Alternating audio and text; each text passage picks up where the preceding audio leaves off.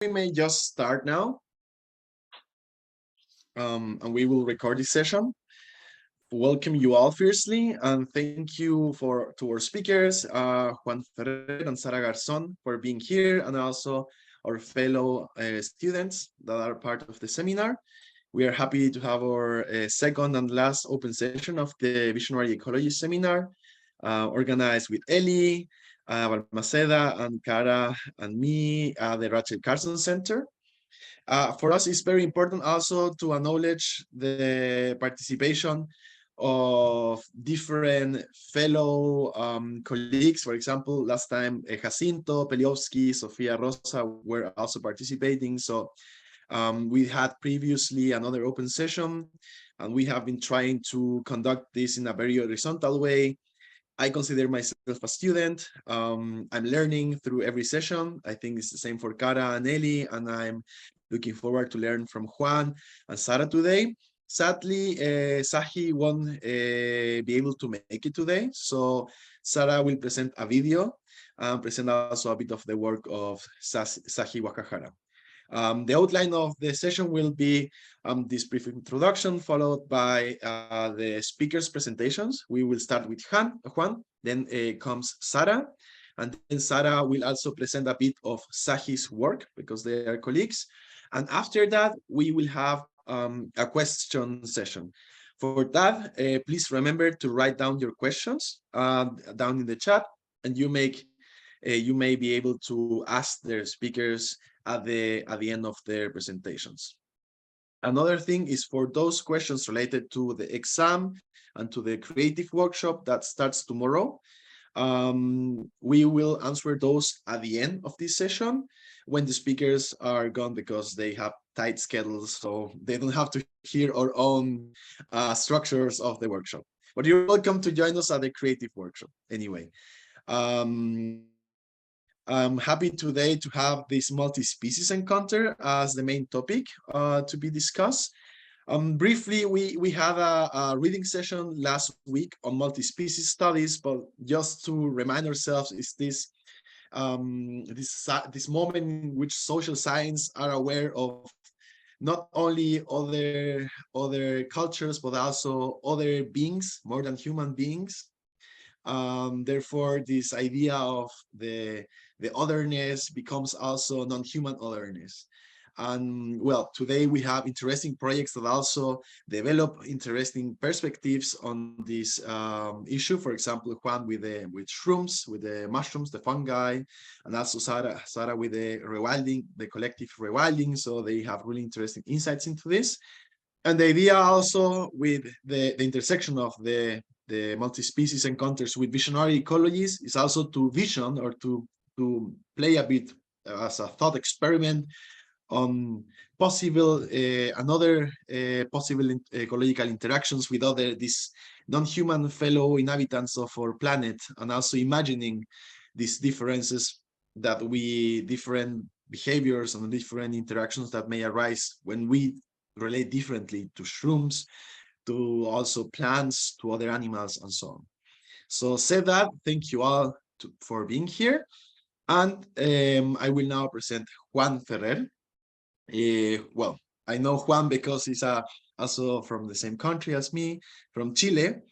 And I have had the real honor to talk to him in other moments. So we have been talking via WhatsApp.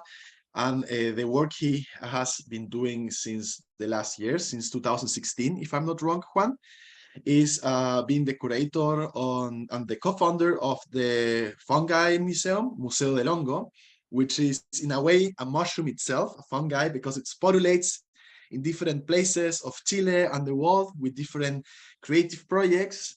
And now Juan is actually in New York, right, Juan?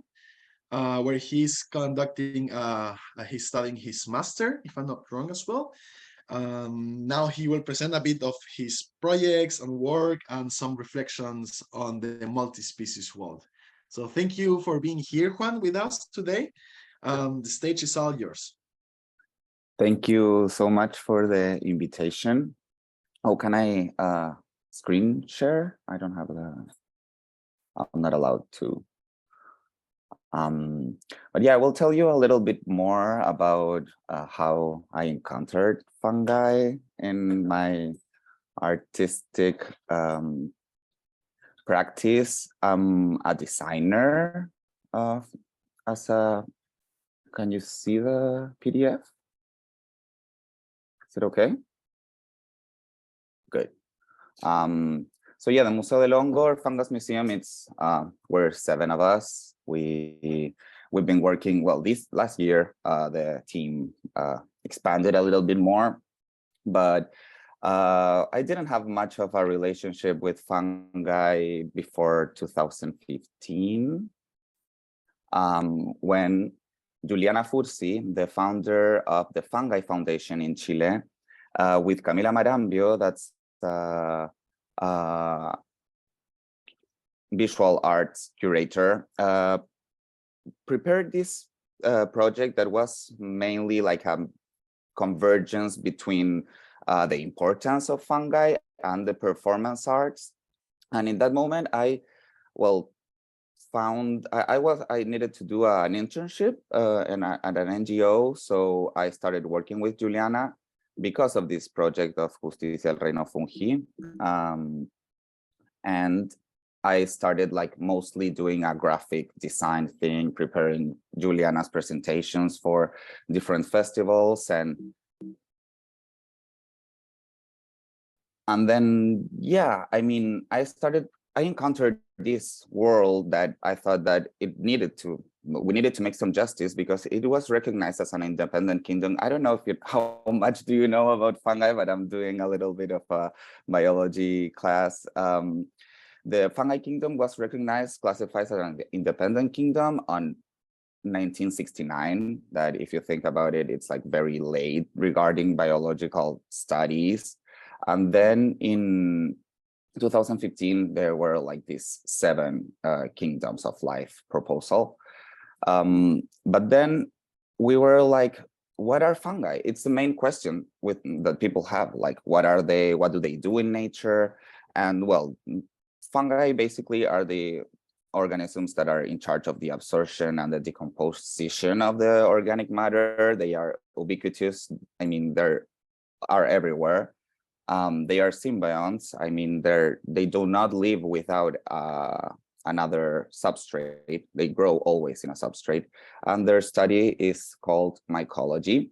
And one of the things that have been like very hard for people to study them is that like what we see, like the mushroom, it's only the reproductive part of the fungi. So like the real body of the fungus, it's made of mycelium that lives underneath, underground or inside the trees. So you can basically see in with your like easily.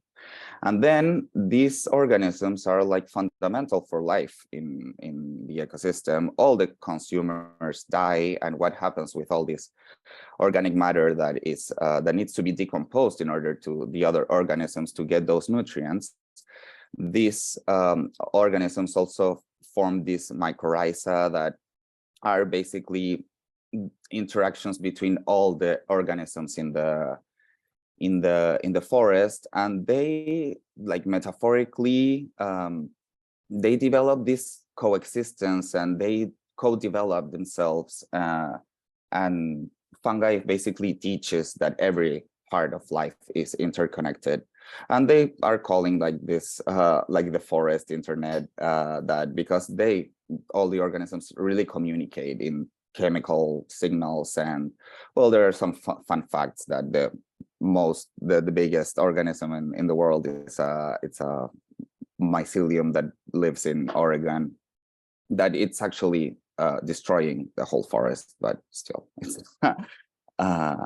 so when you think about all of these relevant things that fungi do in the world, where's the fungi basically? Why do we like, how can how we haven't be looking at them before, like if they are the decomposers of life? And that's one of the main things that interested me being a designer, like in the production cycle, and how do we kind of build a world like in harmony with the other, or with the more than human and with the all the garbage and all the things that we are producing that do not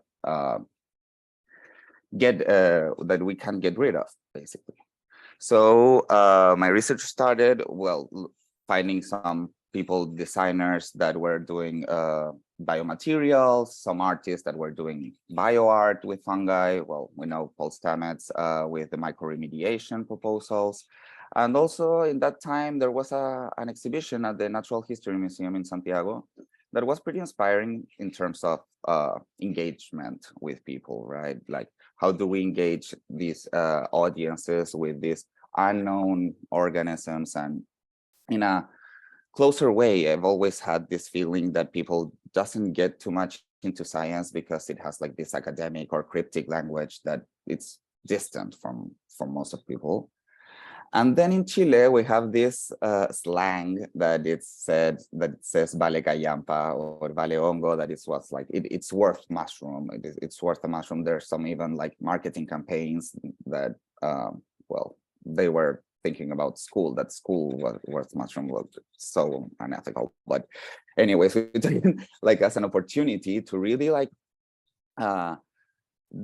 reposition fungi. Like, we have this long country with a lot of different ecosystems, and then the Fungi Foundation had already inserted fungi in environmental laws.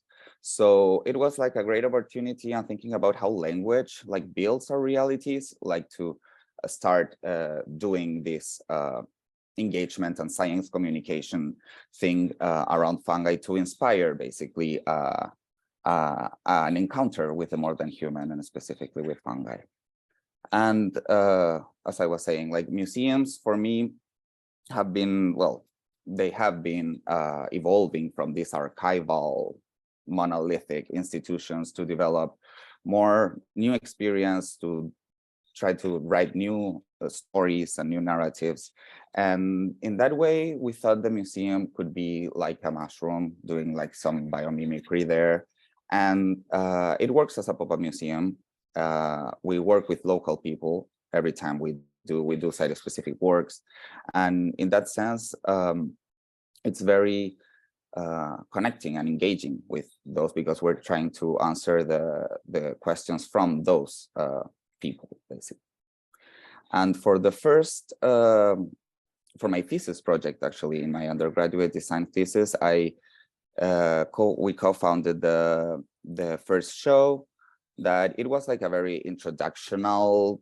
It had like ceremonial uses, edible biomaterials, some artworks, and it lasted for just a weekend, but it went very good. The people were pretty excited about it. Most of them didn't know anything about fungi or mushrooms, so it was pretty enlightening for what we wanted to do.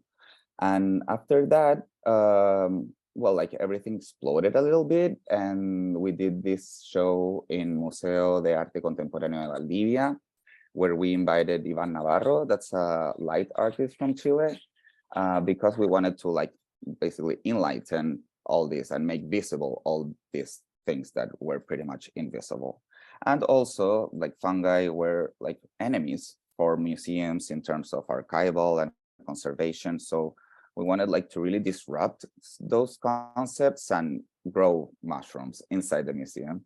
And well, this museum, it's very special because like it has like these underground vaults that, and well, Valdivia is a very humid place. It has like a very special climate that people in Valdivia are really in touch with fungi. So, and the museum itself, like the building, the like molds grow in the wall, so they were not like really away from fungi. For that show, we grew 3 edible species, and we did like these workshops where we taught like how to pick them in a sustainable way in the forest. We had a performance, we had a dinner, we cooked the mushrooms that grew in the vaults. So like, we like to say that we ate the art at that moment. And that was an amazing experience. And since then, We've been doing a lot of, we've received invitations from artistic or scientific events. We, as I was saying, we work with different concepts every time we do an exhibition. And yeah, for example, this one that we did in Valdivia too, it was mainly about biomaterials. Then this one, we talk about indigenous communities. There was like this Mapuche guy killed a while before the performance. So we did like a homage to that too. Um, this one, for example, we talked about the Bueller's drop, that it's like this little drop of water that makes the spores go out of the mushroom. We did a performance in the Telluride Mushroom Festival. And we've been exploring different dimensions of the fungi kingdom, seeing which one has more, people are more interested. This exhibition, we were questioning like how, comparing basically how people live in this planet and how fungi live in this planet, medicinal uses of mushroom as in penicillium, penicillin that changed basically the history of humanity. And well, of course, public programs, workshops, talks, children's guided tours.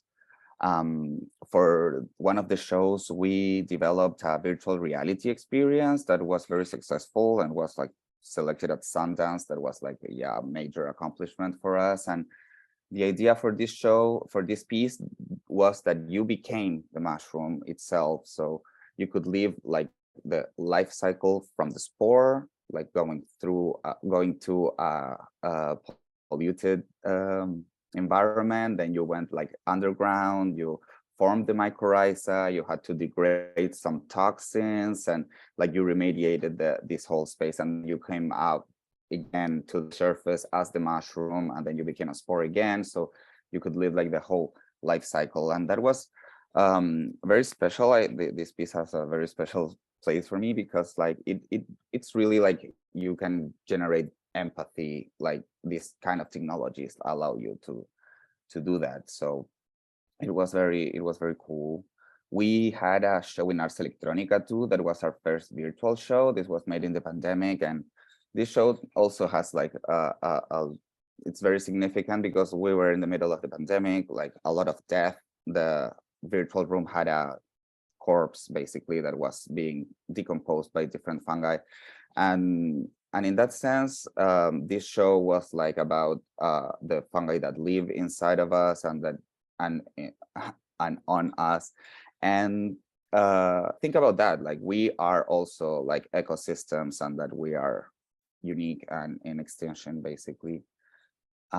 This one was another online show that we did that was accessible for the deaf community. Everything was translated into Chilean Sign Language, and we had a retrospective from different pieces that were modified in order to be online. This other show, we talked about symbiosis, lichens, mycorrhiza, and also like the symbiosis that we do in the museum, that's like between art and science and technology. And this one was our first in-person exhibition, like internationally too, in Barcelona last year. We worked with scientists that provided us with microscopic images, and we had like this orchid there. And then, yeah, this other show, this performance was about ferments and how ferments, like the feminism fermentation, like proposes that transformation and change are positive in a way. And then last year we had 3 shows in Berlin that were the first ones that we went like into the cultural entanglements of the magic mushrooms, specifically Amanita muscaria, the fly agaric, and some species of psilocybin. And those 3 shows, basically, we had one show. This one was about Maria Sabina, the Mazatec shaman, and how basically how we have been relating to all these the magic mushrooms.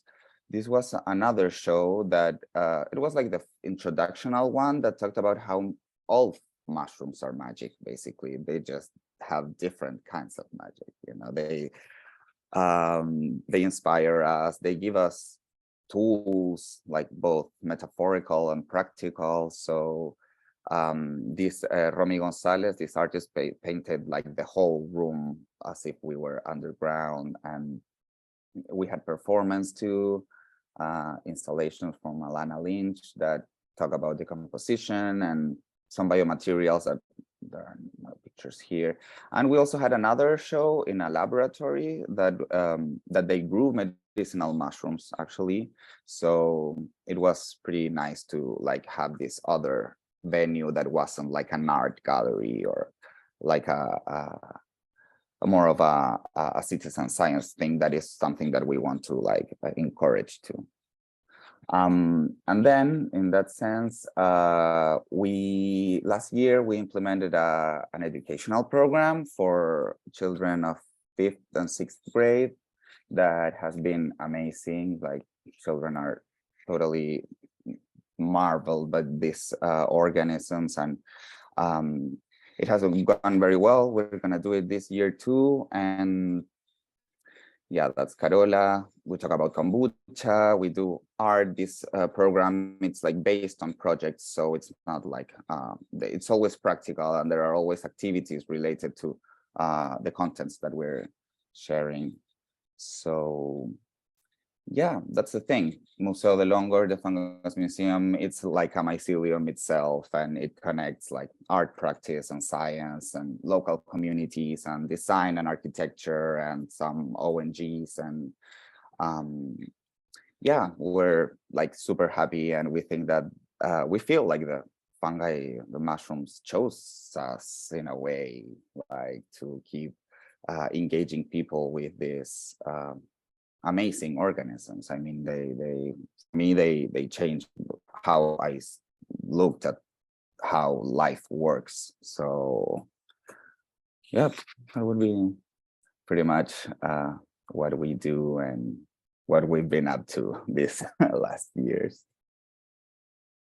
Thanks, Juan. Just in time. Thank you for the walk through your projects with the Mushroom Museum. I actually was in Valdivia, and I was able to see the Valdivia exhibition, and then I saw other ones. Yeah, I follow your work, and I'm really glad that the mushroom shows you and your people. I think also Juliana Furci is a great chosen one by the fungi. We know that, right?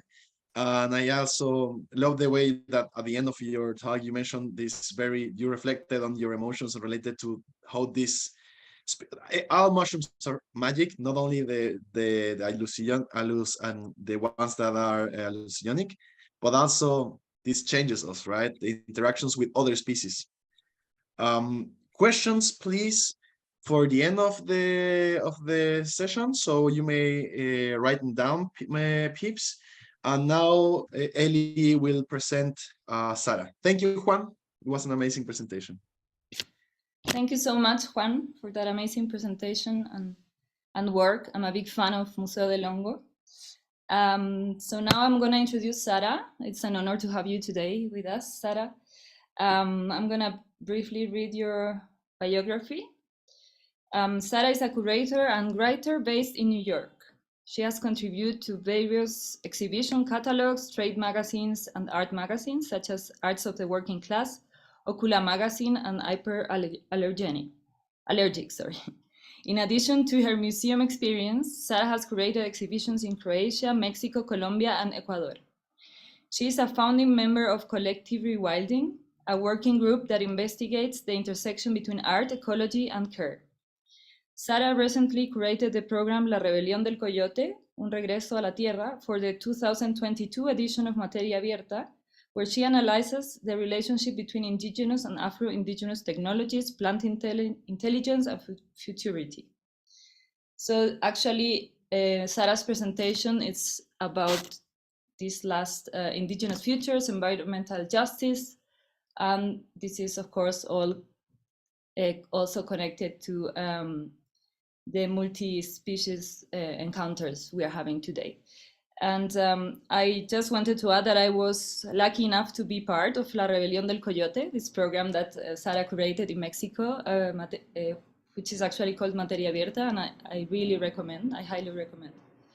So welcome, Sara. Hello, everyone. Thank you so much for this invitation, Elisa, Jens, and congratulations, Juan. That was a wonderful presentation. I love the museum and I would love to learn more. If you're in New York, we should get together. Yes, so my presentation is very different from Juan's. I thought it would be more lecture-y, and so I'm going to share my screen so I can tell you a little bit more about it. But like Elisa was saying, it does center around the rise of indigenous futures and how it relates back to the consolidation of indigenous eco-criticism. So we're going to be looking at some intellectual traditions instead.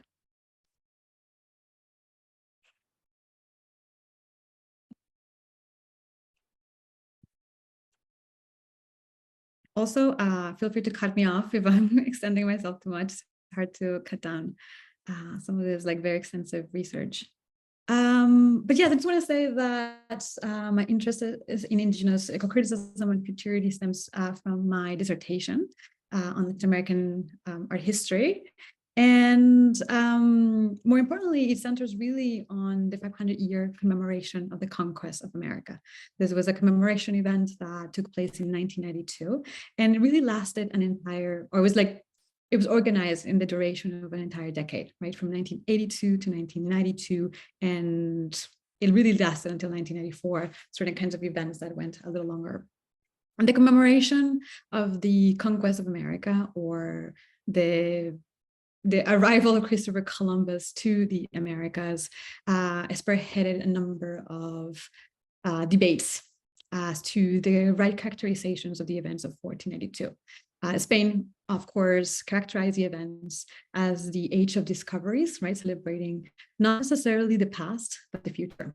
So the commemoration kind of, in a weird way, the paradoxical way, had very little to do with the ways in which indigenous peoples and Afro-descendant peoples memorialized the events of 1492, and instead it centered on the possibility of the future. And more importantly, it signaled more so than a moment of reflection and historical revisionism. It really had everything to do with ascertaining power in the present, right? So 1992, it also is going to pivot. It's going to be a pivotal moment for kind of what in the moment scholars call the new global order, right? So we see the end of the Cold War, the dissolution of the Soviet Union, following the events of the fall of the Berlin Wall. And the commemoration became the event in which new political power was being redistributed. We see the rise of globalization discourses and a new attention towards, yes, a future engendered by or produced by a technocratic idea of progress and evolution and free market economies, right? So 1992, more so than a commemoration, would also mark a moment that, for example, Richard Maddox, who has been one of the few people who has written extensively about the commemoration, or more importantly, the Universal Exposition of Seville, known as Seville Expo 92, which was the kind of central event of the commemoration, called 1992 really the new clash of civilizations. Other scholars call it the reconquest of America, because at the time, of course, hegemonization of neoliberalism around the world, the enforcement of free trade agreements, the enforcement of free open market economies would be really a declaration of war against indigenous communities once again, in a very similar fashion than the events of 1492 were a declaration and of the extermination of indigenous ways of lives and possibilities of producing life in the present. So so what we see in 1992, or the years leading to 1992, would be the rise of indigenous peoples, right, across the Americas. This is known as the ethnic uprising. Indigenous Afro-diasporic communities, for the first time, mobilize in mass, creating and coming together through pan-indigenous associations, assemblies, organizations, throughout the Americas to contest the commemoration. So even though the rights of indigenous peoples in the 1980s had very disparate agendas in different countries, in different contexts, they came together in the wake of the 500-year commemoration precisely to protest the ways in which the characterizations of the events of 1482 had detrimental implications for the possibilities of indigenous communities to sustain life on Earth. 1982 is also the year of the Rio de Janeiro Climate Summit. And a lot of people remember the climate summit, possibly mostly because of the indigenous uprisings that showed up at the climate summit to contest the dispossession, the continued dispossession of indigenous lands and the weaponization of environmental violence against indigenous peoples. But what really happened in the climate summit of 1992 was— Sorry, Sarah, yes? to interrupt you, but I think slides are not changing. If I'm not Oh yeah, wrong, I'm not because changing them this yet. is Sevilla. Yeah, Okay, this is sorry. Yeah, we're still talking about 1992. Thank you. I didn't put a lot more slides, but we'll talk about, yes, the rights of indigenous peoples. So what 1982 really signals is a moment of the renewed anti-colonial resistance. We see, as a result of the climate summit of 1982, what happened was that it was an unprecedented legal architecture was created during the summit, in which governments decided that the best caretakers of the land would be the private sector. Right, so we see the exponential privatization of resources and the kind of giving to transnational corporations back the possibility of managing natural resources. So alongside that, we see the enormous kind of anti-colonial resistance emerge. So 1982 is remembered by most really as a moment of renewed anti-globalization movements and resistance and collectivization that would contest really this basically threat to the possibility of other ways of life. And one example of that is, of course, the artist Rebecca Belmore, whose work Artifact number 671B was a testament precisely in Canada to the encroachment of the Shell and other oil extractive companies on Indigenous land, right? And this is the beginning of really a discourse of Indigenous futurity that comes together through this very important publication, or this special edition of the Art Journal in 2017, in which we see a number of Indigenous scholars like Kate Morris and Bill Anthens thinking back about the importance of 1992 in this moment of renewed anti-colonial resistance, especially in light of the exponential privatization of nature and the encroachment of neoliberal interests on Indigenous land. They, however, don't really dive into 1982. What they do quickly is jump into what was happening at the time, which is the North Dakota pipeline access protests, right? So they're making these connections into the ways in which 1492 connected to 1992, and then, of course, in 2017, ever more threats against the possibility of Indigenous peoples to assert their sovereignty and autonomy over land, to protect their environment, to protect their ecosystems, and of course, the kind of evolution of the modern colonial world systems, machineries to dismantle the collectivization of people and their possibility of sustaining life on Earth. This is, of course, a very kind of US or Anglo-Saxon histories of colonial resistance. But this was happening across the Americas throughout those kind of pivotal moments of 1992. So Indigenous eco-criticism in light of the discourse around Indigenous futurities really changes and transforms the conversation and the languages of sustainability. We're not talking, in other words, it's important to recognize and to know that Indigenous eco-criticism is not the same as environmentalism, right? That these two discourses change drastically in the ways in which they characterize the issues and the ways in which they, of course, bring a particular kind of consciousness about the beingness in Earth. So Indigenous eco-criticism is also known as kinship studies. It's also known as Indigenous climate resiliency plans. This is going to be really important. It's about decolonizing the Anthropocene. And in the end, it's really about how to assert the future, a future of multi-species coexistence, right? So these are all the other terms in which Indigenous eco-criticism operates that is different from the agendas of environmentalism.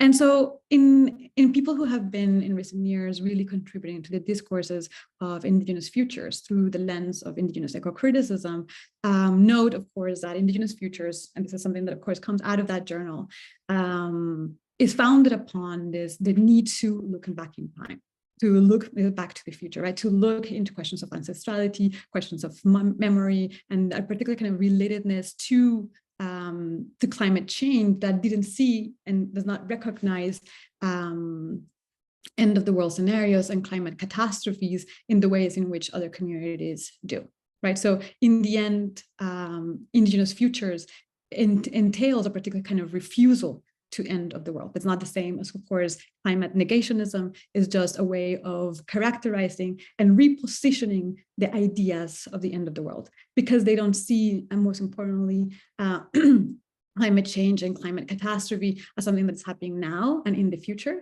but something that initiated with the events of 1492, with the conquest of America, right?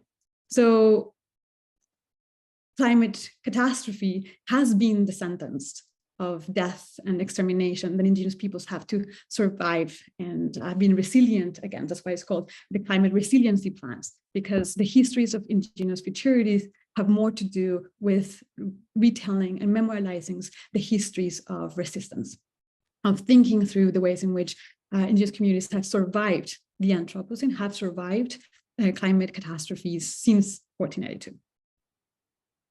And one evidence of that is this very important moment in which, as we know, we're not living through the first end of the world scenario. There has been over time many end of the world scenarios. We're not in the first mass extinction, we're in the sixth mass extinction, right? And this brings me back to another episode that's really important when we think through the histories of colonialism and dispossession and indigenous resistance, and that is the episode in Spain that happened in 1524 with Federica Enriquez, who was a young supporter of Charles I, made it known in Europe and across the Catholic Roman Empire that the rampant environmental decline that was happening at the time occasioned dramatic droughts, famines, earthquakes, and floods, together with the widespread peasant revolts and ubiquitous in Europe, would signal the end of time. So like now, in 1524, there was another climate catastrophe.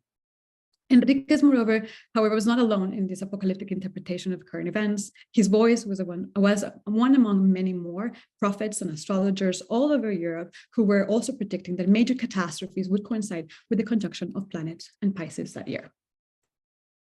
And these apocalyptic views of nature and social upheaval undermine really the Spanish crown's obligation to guarantee the future, challenge the capacity to seek imperial expansion.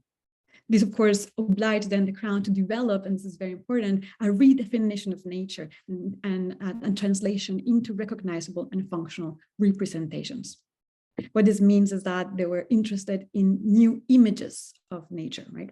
So this need to redefine man's relationship to the environment due to the claim that the end of the world was near, created a sense that they need to create a collection of new and relatable images. And this was the beginning of the botanical expeditions to the Americas, the systemic collection of natural knowledge and the construction of the universities that could spur the development of scientific advancement. So it was a previous climate change catastrophe and uncertainty episode that has been the ones who has been at the forefront of occasioning the kind of natural knowledge and scientific methodologies that we have now in creating new ideas of nature and the world. At around the same time, only a couple of years later, but around the same time, the chronicler López de Gomara, who wrote the first account of the fall of Mexico, Tenochtitlan, he was the writer who would chronicle Hernán Cortés's conquest of Mexico, wrote his very important book, Historia General de las Indias. This is the first book about the conquest of Mexico, and it was published in 1552, right? So a couple of decades, just 2 decades later. And what was more important about the book of López de Gomara was that in the first pages, in helping create these new relatable images of the world, he established a very, very dangerous imperial ideology. And it was that the world's only one and not many. That's what he wrote in the first pages. This assertion that the world is only one and not many would eventually legitimate the Crown's endeavors to consolidate the modern world system through the hegemonization of a Eurocentric worldview. So the hegemonization of the one worldview. Yes. So just to kind of get through all of this language, I'm including some of this in the slides so that you can also read along. But what we see with the assertion that the only world is only one and not many comes with the need to consolidate the modern colonial system as the only possible world. And this is done, so the modern colonial system originates or consolidates throughout the 16th century with the conquest of America, and is therefore related to coloniality as a structure that perdures into the present. It is with the discovery of America that the capitalist world economy originates, and as such consolidates a system premised on global inequalities and asymmetries in the service of early and advanced capitalism. In that regard, the modern world system incorporates an attention to the coloniality of power that are based on modes of social stratification according to race, gender, epistemic, and economic relations as served as the organizing principle of coloniality. And of course, this is the one world logic because, as John Law states, it follows the self-proclaimed universality of the one world. The idea that we live in one world alone is actually the negation of the multiple worlds, realities, epistemologies, ontologies that surround us, both human and non-human. It presupposes the colonial modern world system is the only possible world. This negation of the multiple worlds that we inhabit therefore urgently calls to question, and it calls us to inquire about the practices that enacts and reiterates the one world logic, right? So this is a call to action of the ways in which, without necessarily noticing, we're reiterating this idea that there's only one way to exist, one world to inhabit. And I want to jump back from the one world logic and these episodes in the 16th century about end of the world scenarios to the evolution of that thought process that really culminates with the outer space travel and the images taken of the Earth from the Apollo missions, or the crew of the Apollo missions, starting in 1968 with the rise, the moonrise, and then this image in 1972 taken by the Apollo 11 and December 7th, also known as the blue. And these stories are very important because they are pivotal for the rise of global environmental movements. So this image of the world will have a paradoxical effect and would create this kind of sense of global consciousness and unity and interconnectedness, where the whole Earth as a totality is seen precisely as the need for us to recognize the interconnectedness of our species and to think more critically about the ways in which human and non-human lives are so self-sustaining, right? We are codependent and are related in systems that enabled all of our lives.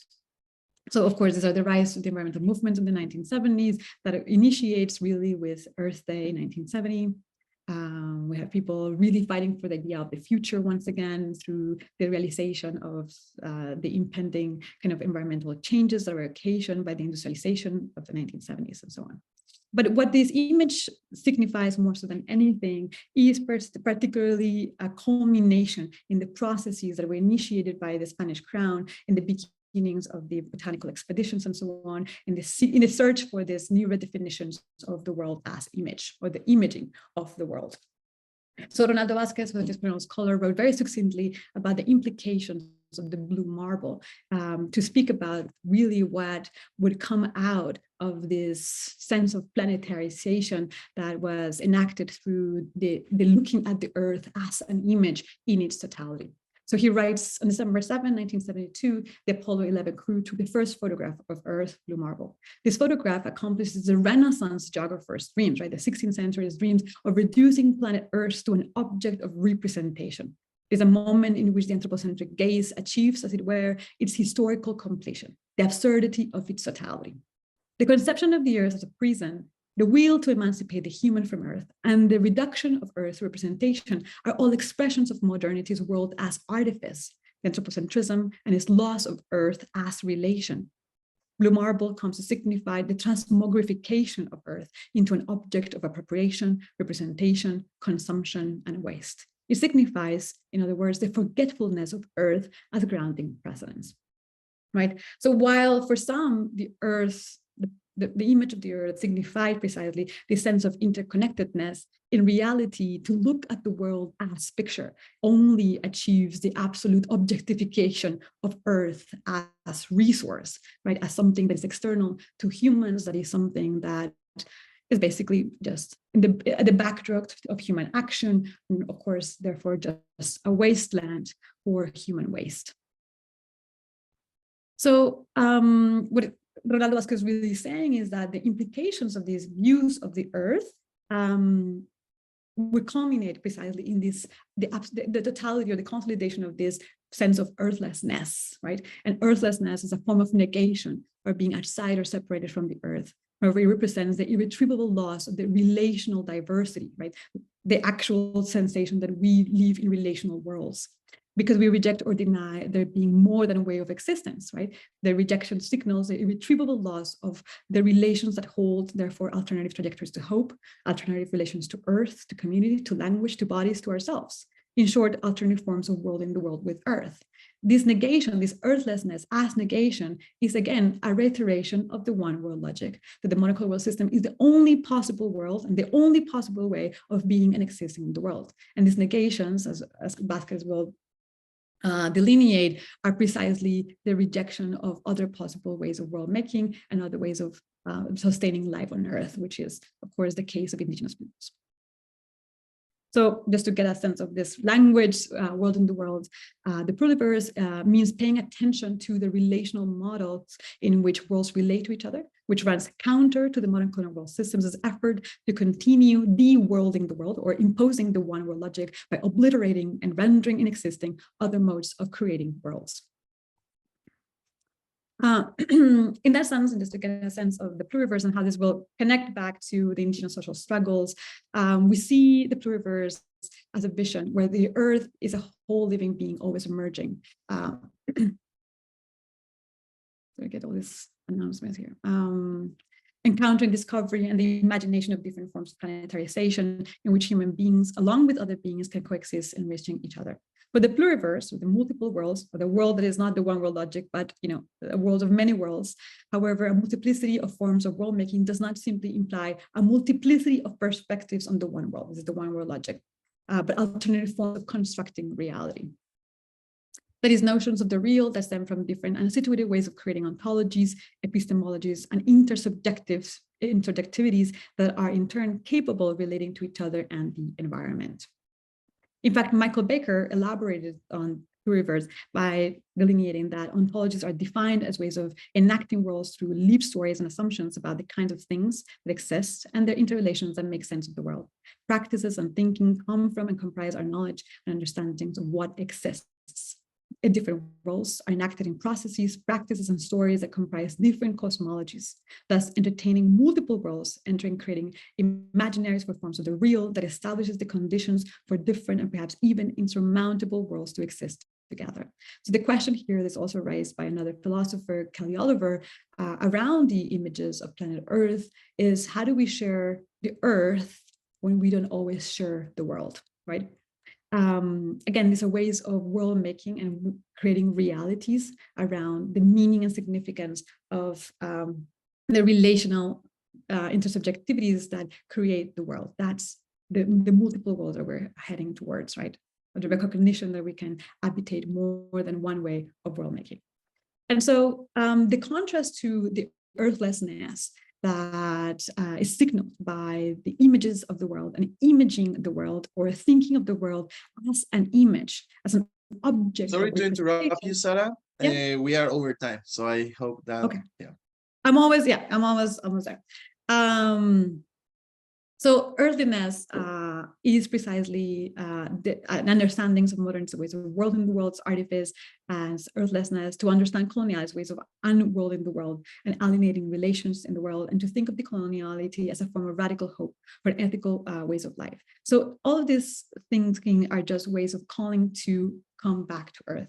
And the reason why we've kind of built, or I have through my criteria practice, kind of built a number of collaborations with indigenous filmmakers and artists who are precisely through their work bringing to the fore ideas of world making are bringing ideas of earthliness and refusing the self-proclaimed hegemony of the one world logic, right? So in this case, it was Sahi Guajajara. And I don't know if you want to see the film, maybe we don't have time for that, but I can always share the link to Sahi's film. Sahi is a Brazilian filmmaker who has done this incredible film, very short, for 40 minutes film, called The Civilized. In it, and this is something that goes back to my work on indigenous eco-criticism, I'm less interested in thinking through indigenous epistemologies and their relationship to the earth, as much as countering the ideas of the discourses of nature through an understanding of technology. So in the film, what we see is really an assertion of indigenous futures in a contestation against the rhetoric of the machine and the ideas of progress and evolution and history, or the temporalities of modernity, in a way that, again, continues to disavow other forms of existence, other ways of being in the world and being part of the world, away from the modern colonial world systems' hegemony of the one world logic. So I'll end there, but do let me know if you need me to, or you want to watch the film for a little bit. How long is the film? The film is 14 minutes. Yeah, so we don't have to watch it all. We can skip sections. I think what we can do maybe is that we take these 14 minutes, like you share because screening sometimes is too slow and it breaks. So you share the link with us. We may watch it. We have 15 minutes to watch it, and we come back and we talk briefly about the film before going into the questions. So basically what's happening is Sara is representing Sahi because Sahi is not here and they are friends. So yeah, I think that's a possibility. Ellie, what do you say? If anything, we can go to the questions and then you can just watch the film on your own. However, Ellie and Sara, you feel like it? Yeah, I think it would be nice to, maybe you can share an excerpt of it, like part of it. So, because I think it would be nice to have also space here together to discuss it and have maybe questions for you, because as Jens said, Sahi is actually working with Sara in this project, and that's why Sara was presenting now her. But first, I wanted also to thank you for your amazing presentation, Sara. And also for reminding us that actually multi-species encounters require also envisioning multiple worlds. I think that's a very important point we shouldn't forget, and multiple worlds and also natures and futures. So thank you so much. And what do you think, Sara, if we watch, maybe you can show us or we share the link, what do you prefer? I can try to show you. Yeah, it's gonna be, there's not a lot happening in the film. It's very quiet. She's drawing off from silent cinema practices. So the dialogue is only towards the end and is very brief, but we can see images throughout. Okay.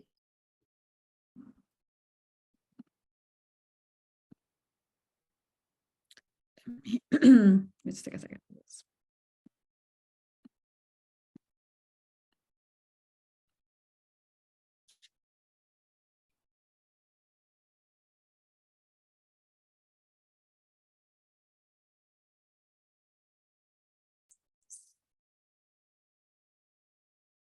Can you hear it?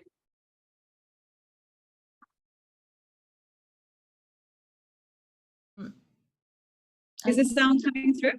I think we cannot listen to them.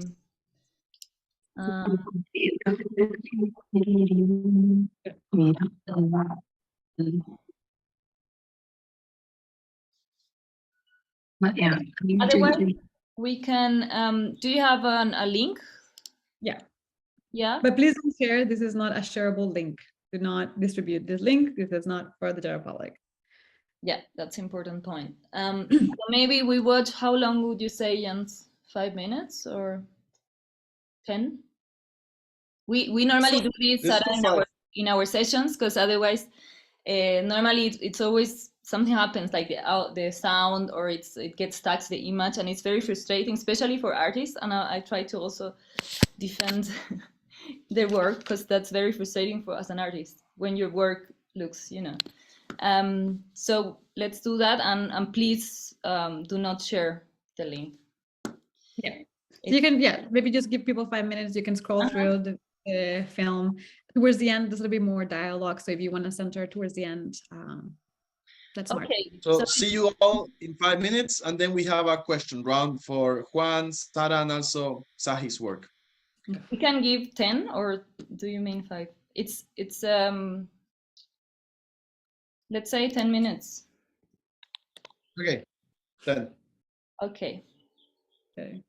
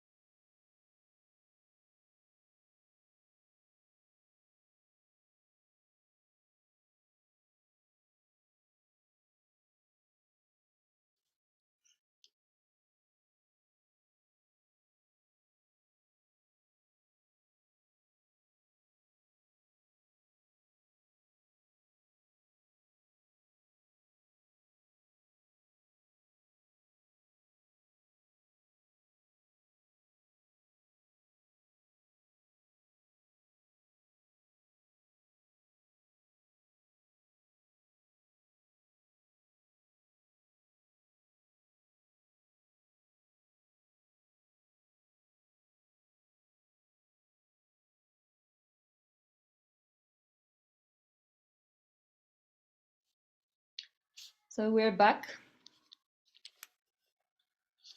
Thanks, Sarah, for sharing also the biography of Sahi. I'm gonna just very briefly, just to contextualize her work and her, read her bio. Sahi is a multidisciplinary artist, filmmaker, actor, and activist from the Tentejara Oaxaca people, interweaving dialogue in her first language, a dialect of the Tupi Guarani branch, and Portuguese. Oaxacara's video works examine contemporary indigenous identities and experiences amidst ongoing struggles for land rights and against ecological exploitation in the aftermath of colonial invasion.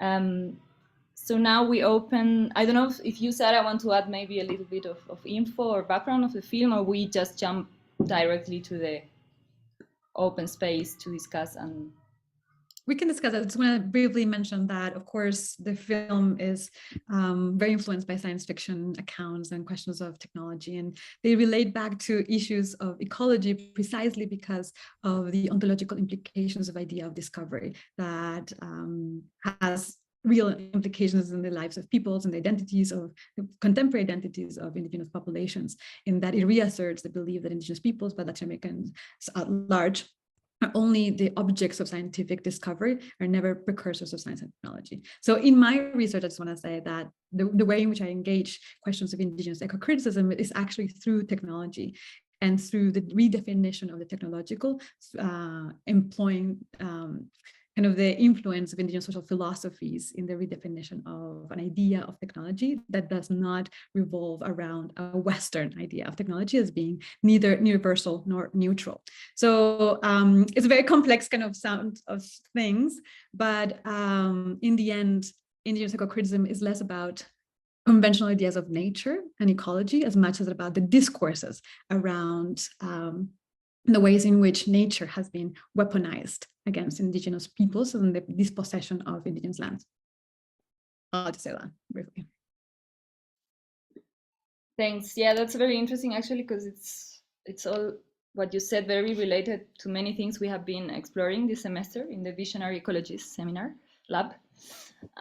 There is already a question on the chat, and I don't know, you can also turn on your microphones if you want to ask something, anybody in the group present. And there is a question regarding the film. Yeah, about the face and traditional paint. Yes, I'm not really clear about the ins and outs of the symbolism of the face painting. I'm sure it belongs to, like, I don't know if it's part of like war proceedings or ritual, but it is very conventional for indigenous peoples to employ face paint and body paint to articulate ideas of belonging, kinship, and social structures within their community in that sense. So I think it talks more, for me, the face paint and the symbolism of indigeneity that is coming through that action and that gesture, I think relates back to the idea of the recuperation of indigenous knowledge and forms of knowledge production in the wake of technocratic ideas of civilization, right? It's like a form of a contrast in the ways in which technologies, indigenous epistemologies are also foundational for other ways of world making that are not technocratic in nature. Thank you.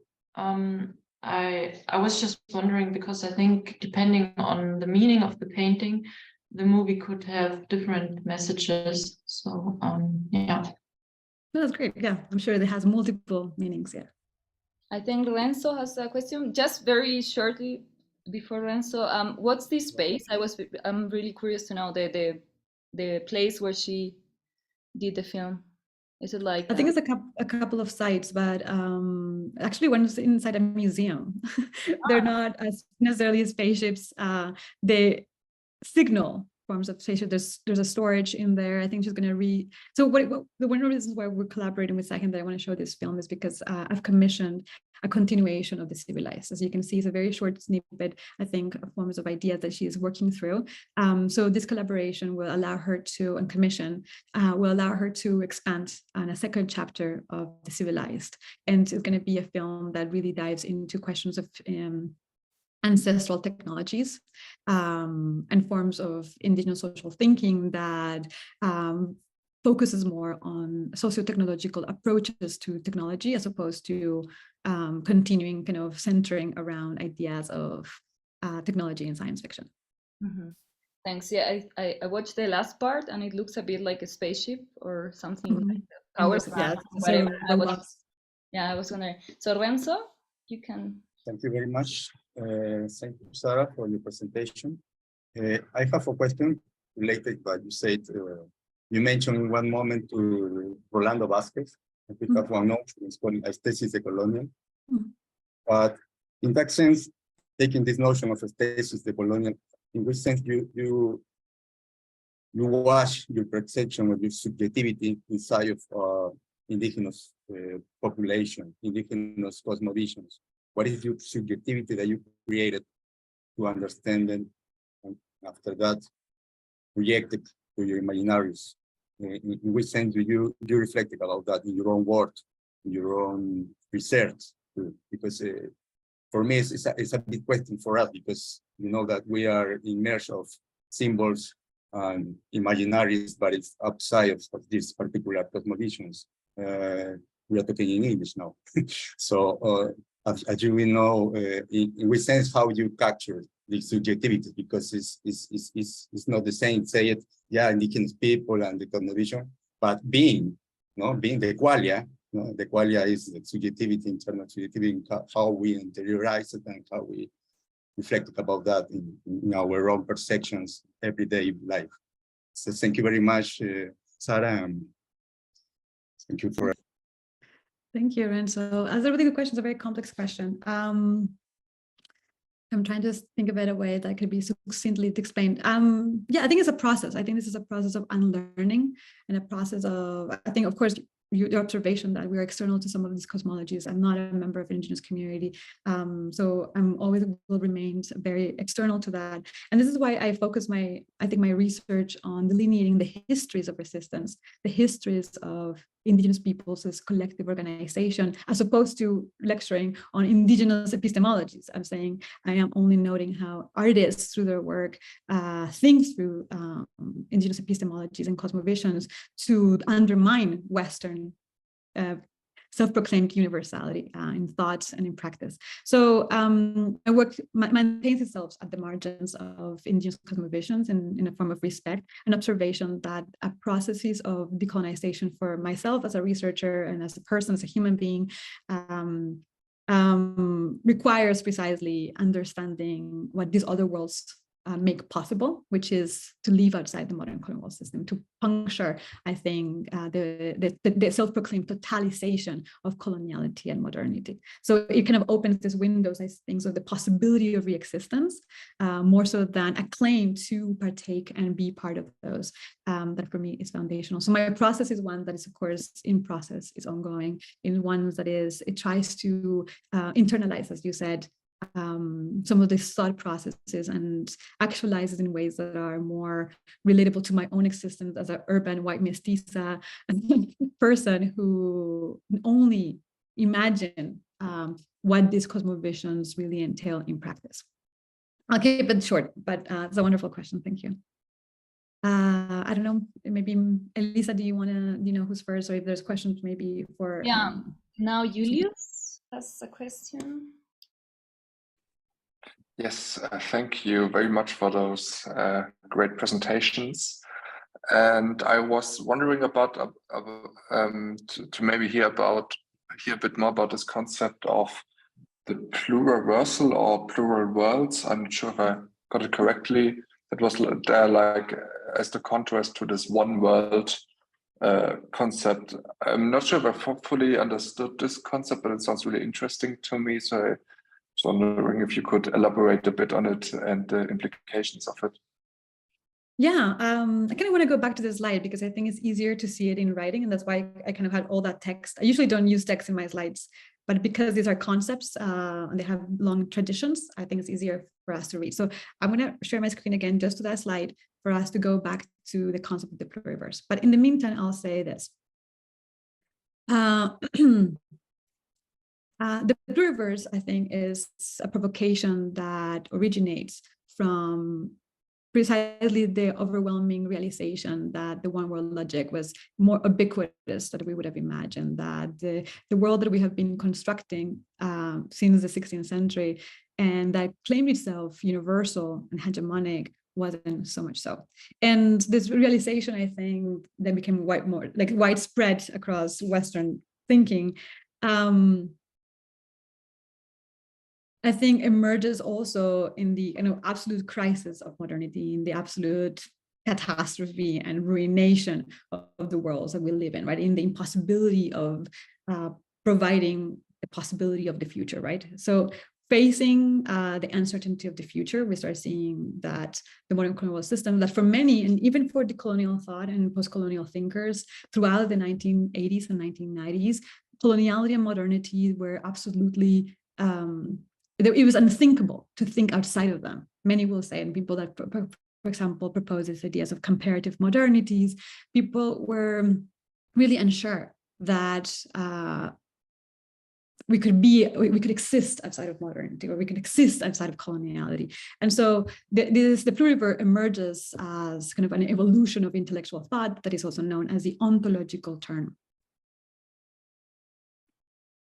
Let me go back to that slide.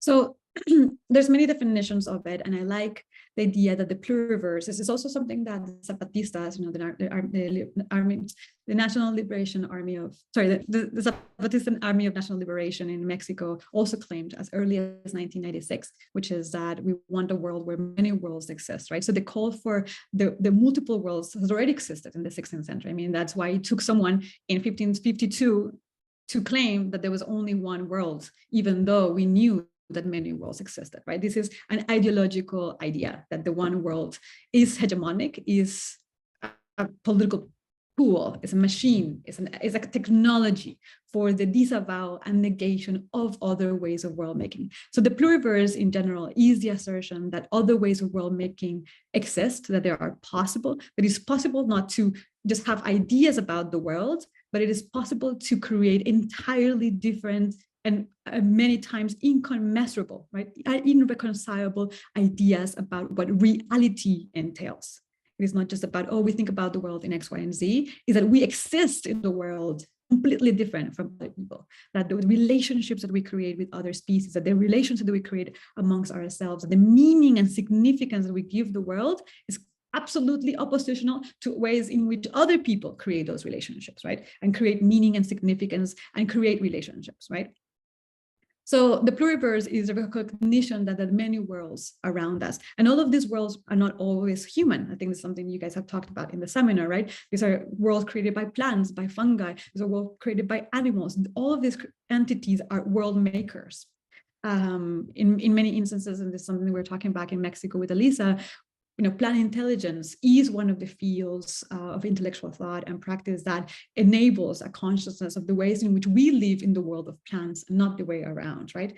The plants do not surround humans. We are here because plants enables us to breathe, right? So we live in the world of plants, right? So the pluriverse is a recognition of these multiple worlds that exist, human and non-human. And it gets back to this idea of ontologies precisely because the assertion is that the creating the world, as I said earlier, it was not just about a perception of the world, or we see the world differently. It's not just a way of seeing the world or understanding the world. It's an entire kind of architecture of ontologies and epistemologies that create a sense of the real that is drastically different from others, right? So here I follow the definition of Michael Baker, who elaborates these ideas of ecologies are defined as ways of enacting the world through lived stories and assumptions about the kinds of things that exist and their interrelations that make sense of the world. Practices and thinkings come from and comprise our knowledge and understandings of what exists, what is real.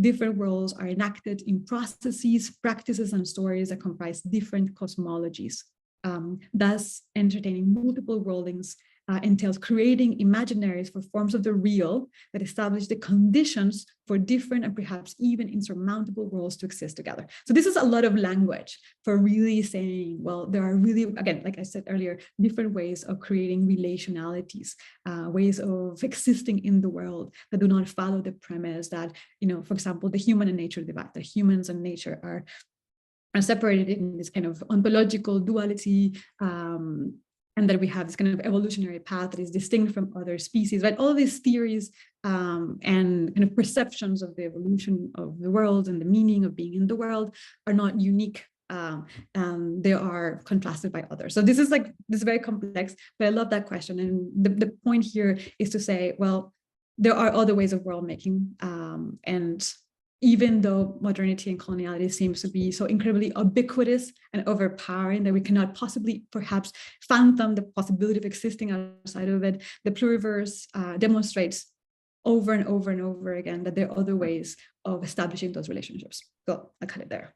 Thank you very much. I really like the idea. Maybe just a quick follow-up question, because I'm wondering if some aspects of universalism can be kept in this new idea of the pluriverse. For example, the idea of like universal moral values, for example, that the sentence, "it is bad to kill a human being for fun," can such as a universal value be kept in the concept of the pluriverse, or is it like a contradiction and not always true? Maybe the sentence, maybe you have an idea on that. Yeah, this is getting really intense. Yes, I think that the point would be, yes, to recognize that other moral codes are possible, regardless of whether those not they contrast and I think defy what we understand to be good and ethical. So this is where these insurmountable worlds exist. I think that cohabitation rules and ways of engagement are precisely the practices that we have to review and repair, without necessarily ascertaining that one ethical model is superior than others, for example, right? I think that's where it all goes down to. Like, how do we exist? Like, following like even Kelly Oliver, right? How do we share the earth with those with whom we don't share the world? Thank you. Thank you both.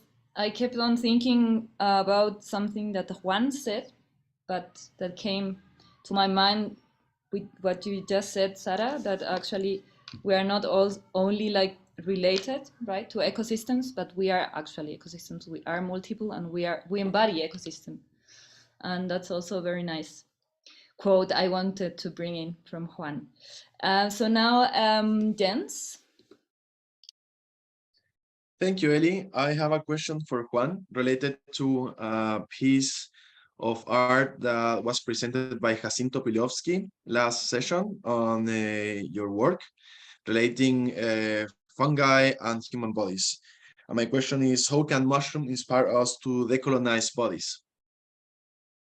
Well, that piece was made for this show that for Ars Electronica that was made in the pandemic, and the invitation for that show was to think about gardens, and we thought, like, what are the images that come up when you think on a garden and mushrooms? And we were like, okay, you don't think about mushrooms when you're designing a garden and when you're looking at a beautiful landscape project. I mean, so we thought about that mushrooms are in the margin and they have been unrecognized in most of biological studies history. So that piece was exactly that, to bring up bodies that were marginalized. Most of the people that appear in that video are trans, queer, non-binary people that at the same time are like visibilizing all this otherness, and not, as Sarah was mentioning, like the established and the binaries that are inherent to our current systems.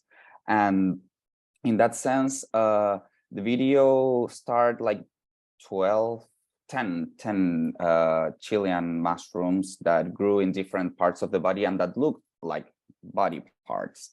So in that sense, we made like that parallel between like unrecognized or marginalized bodies in our society and the different mushrooms like in Chile. And what Eli just mentioned, like we are fertile substrates for mushrooms and fungi and bacteria to grow on. So yeah, that was a very special piece, and we aim to keep on bringing up that conversation, because like fungi like basically inspires to unveil everything that it's not like properly in the system, like it easily disrupts whatever we know about it. So yeah, it was an interesting research. Thanks, Juan. Thank you, Juan. Now comes Cesar and then Maya.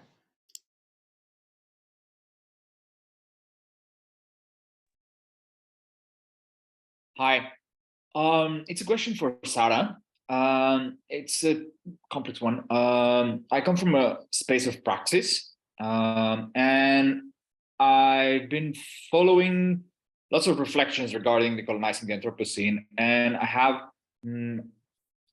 a curiosity and a concern where perhaps I would like to have your comments. So in climate action, mitigation, and adaptation, there's this concept of nature-based solutions.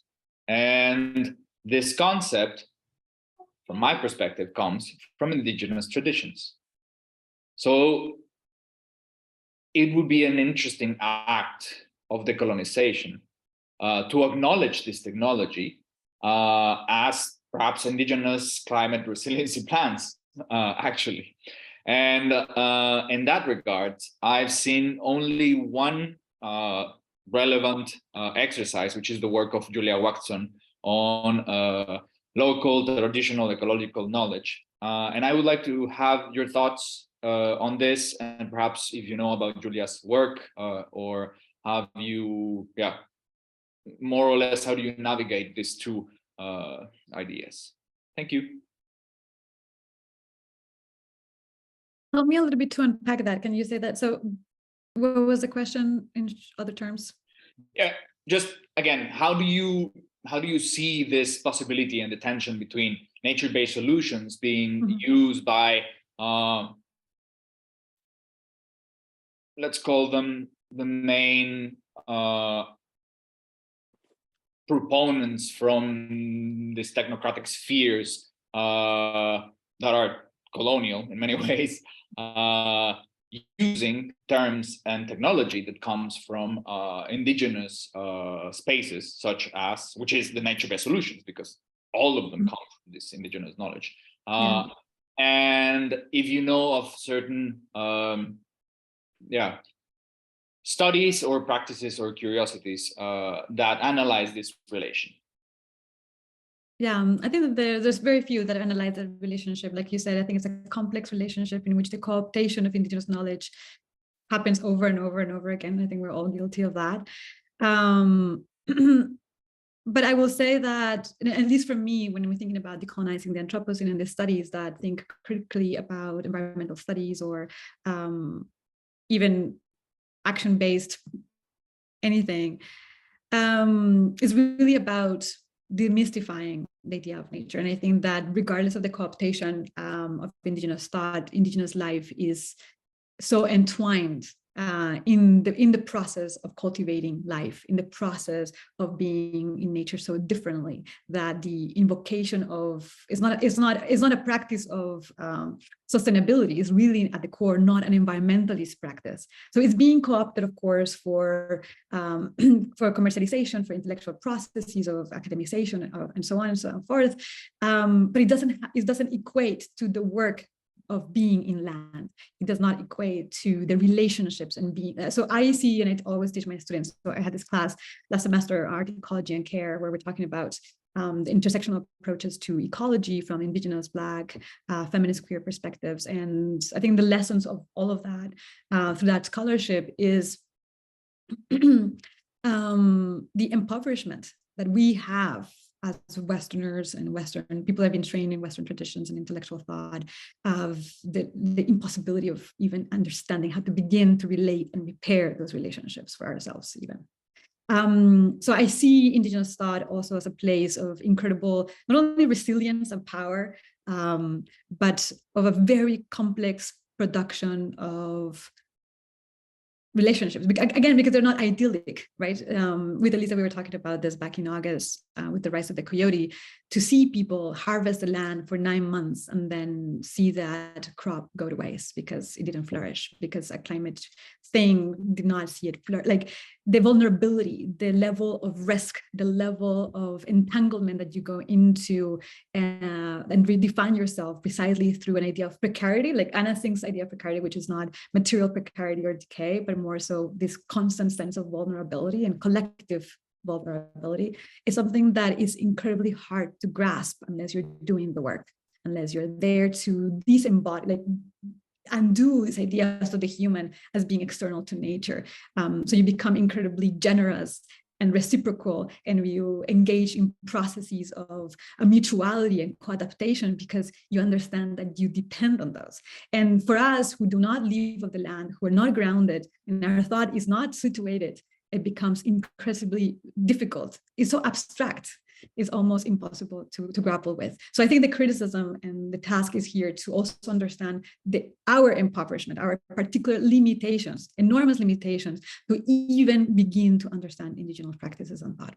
That's where I am, like in this enormous side of respect, saying we can think of this, but it's become really hard to enact. Thank you. Maya? I think Maya has.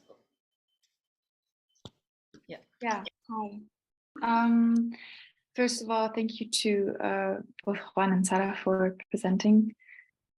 Just a quick comment to Sara. Thank you very much. I was wondering if you could also share your presentation, or if it would be possible, because I think so many of the concepts that you brought up, you wrote out so beautifully. And I wanted to thank you as well, because this has been a moment for me of kind of like bringing puzzle pieces together. I think I've been active for about, actually almost 2 years soon, in connecting or attempting to create connections between the Zapatista movement and European bottom left organizations, and just also learning from Zapatista knowledge and how they understand or live in the world has been quite a gift, and is something that I always come back to when I sometimes get stuck, or I feel like traditional left thought that is dominant in Europe is not enough. So thank you for that, really. And actually, my question is for Juan, because I had to think of an article that I read recently in another class by Suzanne Pratt. I think it's called Care, Toxic, and Being Prey. I Want to Be Good Food for Others.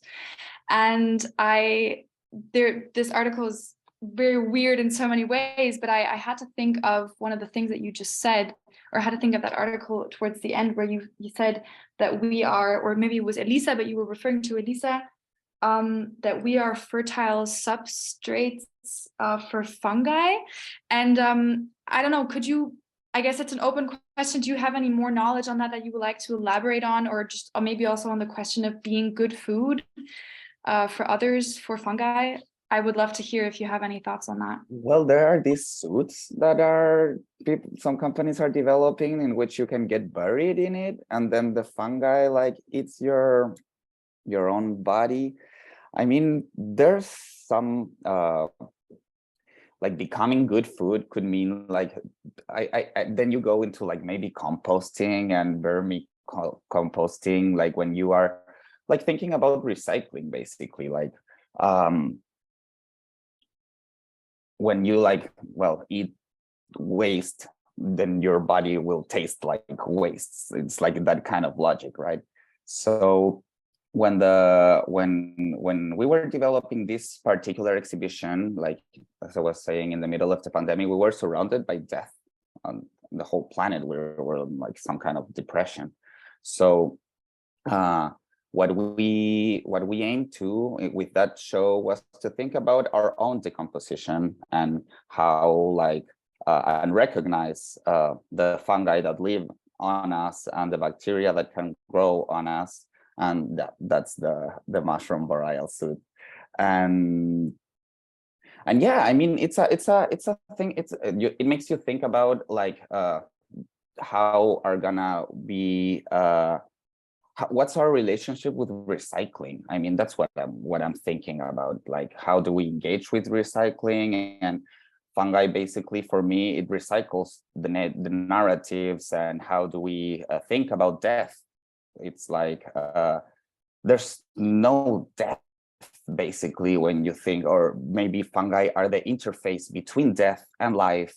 So it's like some in-between thing that it's not like the main current thing, like thinking currents, like we are based on a binary system that it's like, and even it I want to go there now, but how Eastern cultures like and their relationship with death, and what's that relationship with fungi and those like eternity, and this basically what we're thinking about. It's what's our relationship with death and how do we accept it and we don't fear it. Like it's not the end, basically. I'm thinking about that end has had many consequences, right? So I'm not sure if I answered the question, but yeah, it's like that we think about we want to change also like those what death means to us, and think about it in a positive or not like an ending way. Yeah. Thanks, Juan.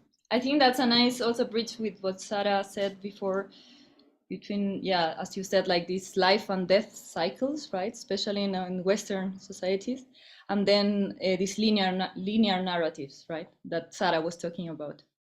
I think that's all very entangled and related. I don't know if there are other questions, comments in the crowd. I don't see any raised hands. Ramona?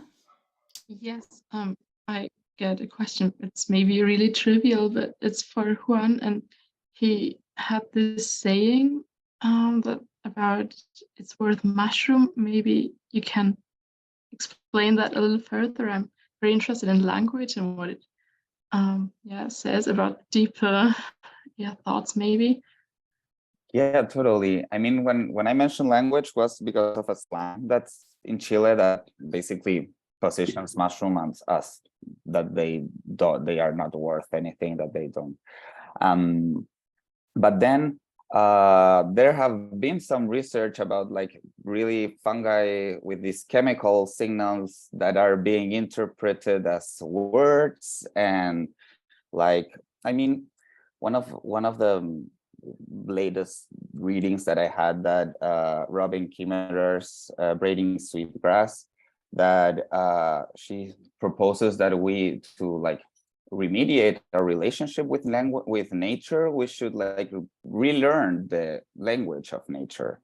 And I think that, well, what I was saying was that like language builds realities, and if we're speaking a language that it's not like the right one or nature's one, like we're not gonna be like in the way of building a more sustainable future, you know. So and yeah, like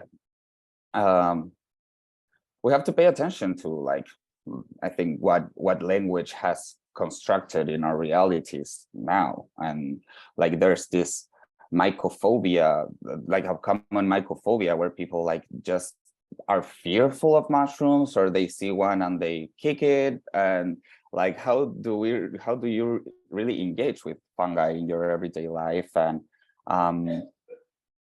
like get to know them, each other, like and build those more than human relationships with death also. Like when you're composting, and you're creating relationships with microorganisms, and you have to like care for them and to understand what they need and like to collaborate in a way with them. So I think that yeah, language is like one of the, well,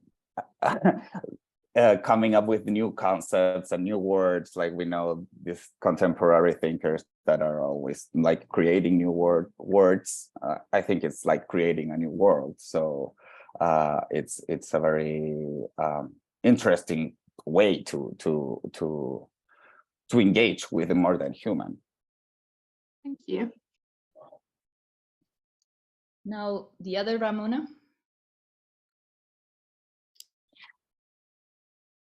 Thank you. Yeah, my question is also for Juan. I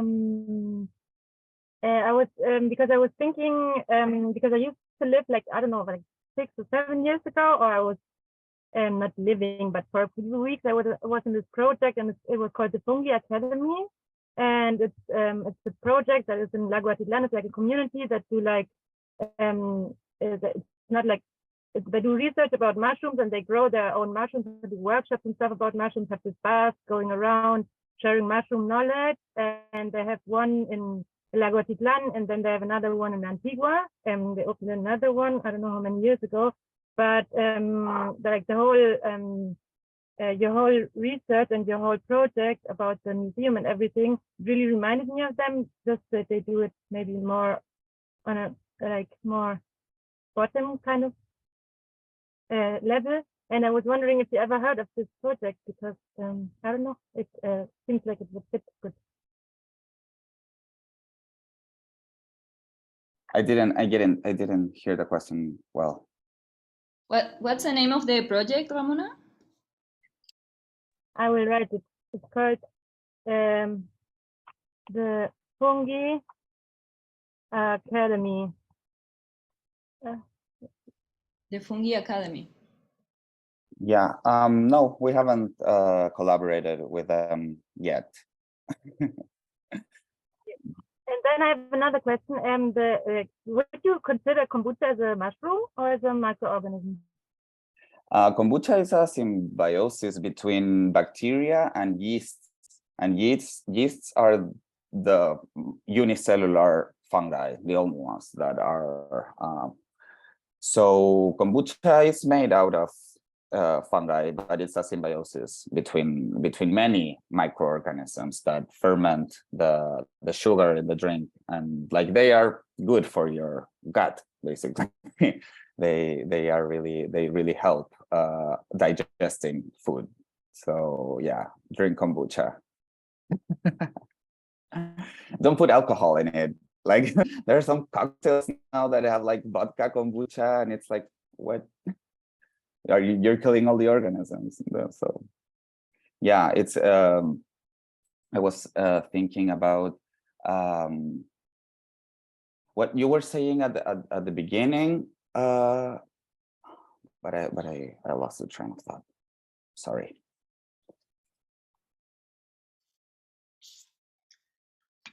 So but yeah, we hope to collaborate with every organization that are working with fungi. I mean, that's the whole thing about the museum being a mushroom, like being a mycelium itself, like connecting and building this community of mycophiles and raising awareness about the importance of the fungi kingdom. Okay, share the link to it so you can check it out. Yeah. Thank you, Ramona, for sharing that. I don't know if there are more questions. Actually, otherwise I would also ask something to Sarah. I think it would be nice if you could tell us briefly about the collective rewilding project. I'm just curious. Oh, now Maria, okay. And then Maria has a question. Hola, no hablo inglés, perdón. Y mi pregunta va dirigida a Juan, que no sé, Juan, si por ahí podéis responder un poco en español, un poco en inglés. pero estoy organizando en Santiago de Chile un encuentro que es para mí un caldo de cultivo de fermentación, prácticas artísticas y posiciones disidentes. Esa sería la enunciación de estos tres campos que nos interesaría poder practicar una posible interseccionalidad entre esos lugares de pensamiento. Entre medio me aparece mucho la ecología como palabra, pero pienso que también está como inserta en esta posibilidad interseccional. Quería preguntarte a ti, Juan, cuando te nombro los posicionamientos disidentes junto con las prácticas artísticas y la fermentación, ¿qué es lo que te aparece como riqueza de posibilidad de pensar esos campos juntos? Y lo último, decir que quizás, por ejemplo, una de mis intereses podría ser pensar la fermentación como una metodología creativa. Pero querías eso, como si es posible para ti contarme un poquitito qué se te despierta a ti cuando te comparto este lugar, este encuentro. Hola. Hola. Just maybe, Eh, sorry, I'm interrupting, but just maybe a brief. Jens, maybe you help me with a brief translation of the question, so people can understand a little bit of the context. Sí, or I Yes, can it's say, like, basically okay, go. yeah, like Maria asked me, like, what does come in my mind when she thinks about fermentation and dissident matters and fermentation as a creative practice. I think that, well, as like in dissidence, well, there's this amazing paper from Patricia Kaishan about mycology as being a queer discipline, where she basically goes through the history of science and how it has been written by white men, basically, most of it. And what fermentation and what fungi brings to me, it's like chaos and revolution, and like whatever we thought about that was established, it can be disrupted with the experience of fungi in nature.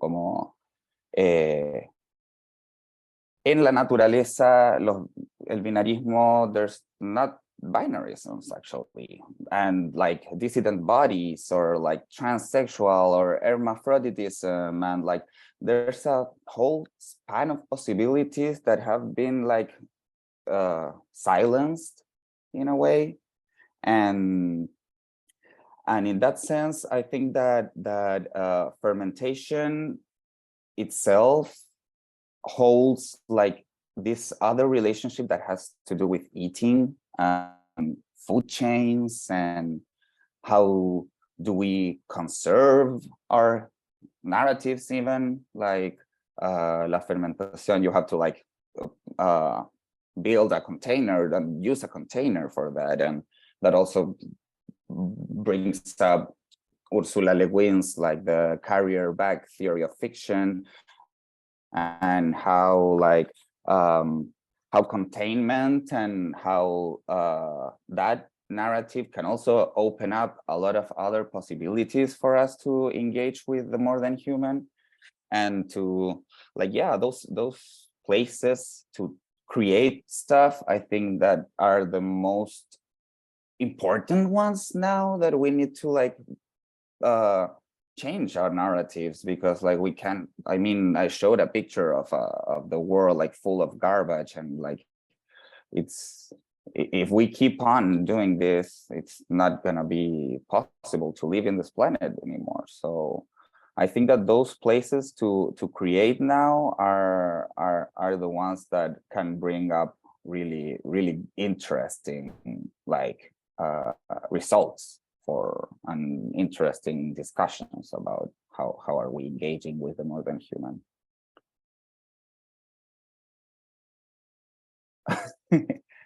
Thanks, Juan, and thanks, Maria, also for the question and bringing in your project and research. I already asked Sara. We are running out of time. I don't know, Sara, if you want to wrap like in a very briefly collective rewilding. Otherwise, I'm going to share the link because it's a very interesting project of yours. And then we close and we leave a few minutes to stay with the students and wrap up. Oh, of course. Happy to answer other questions if people want to just email them.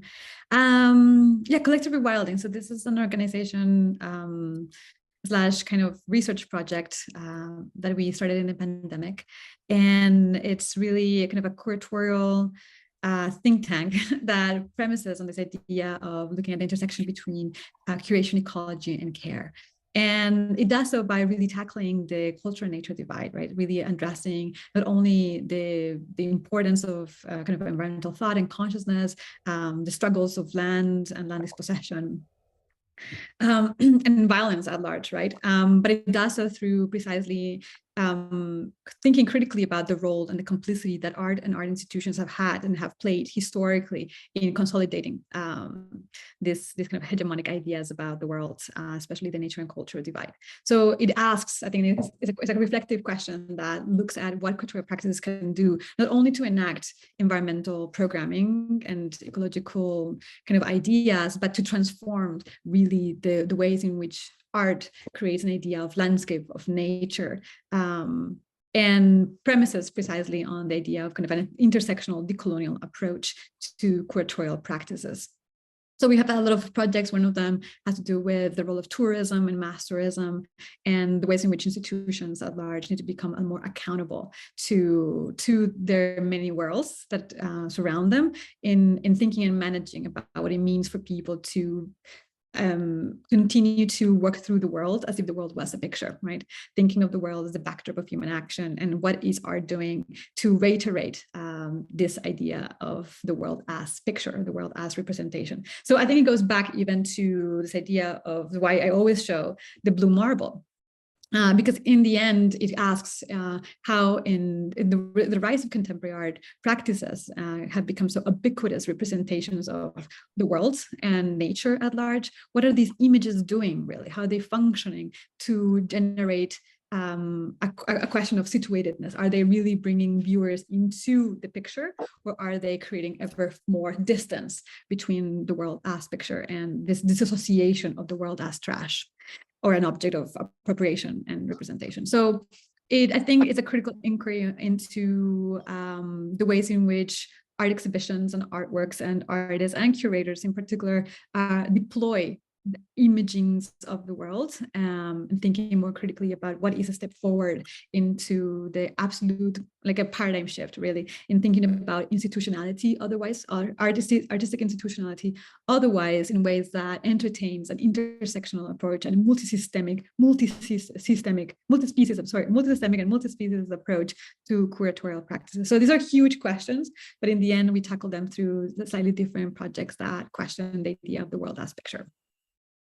Thank you, Sarah. I also shared the link so people can get to know more of Collective Rewilding there. So we are really running out of time. So thank you so much to everybody for being here, and especially to our guests, Sarah, Sahi, and Juan. It was really an honor and a great contribution to our Visionary Ecologies Lab, that it's actually an open platform for creating collective knowledge. So every contribution, it means a lot to us. I don't know, Jens, you want to say something else? Thank you, Eli. I just want to thank Juan and Sarah for being here, and all the other participants. And yes, now we are gonna keep talking for 5 minutes about university stuff. So anybody, you may feel free to leave the session, and we keep here. We stay here with the students. So thank you, Juan and Sarah. Have a beautiful day. And for all the others, stay here just 5 minutes, please.